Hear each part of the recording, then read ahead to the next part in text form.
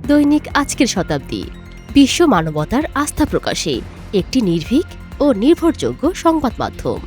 সত্যের সাধনায় সদা নির্ভীক এবং কণ্ঠহীনদের জন্য কণ্ঠস্বর হয়ে আমরা প্রতিজ্ঞাবদ্ধ সত্যের উন্মোচনে। 2 জুলাই 2022 খ্রিস্টাব্দে বাংলা ও ইংরেজিতে এই দুই ভাষায় অনলাইন সংস্করণের মাধ্যমে দৈনিক আজকের শতাব্দীর যাত্রা শুরু হয়।